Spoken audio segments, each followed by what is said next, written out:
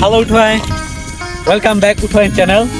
আজকে সাংগ্রায়ে আমাদের বিএমজি গ্রুপ থেকে দুইটা মিউজিক রিলিজ হবে, তো তার কারণে এই যে শুটের জন্য আসছি আমরা, ক্যামেরাম্যান আর সব মিলে একটা সুন্দর একটা পরিবেশ।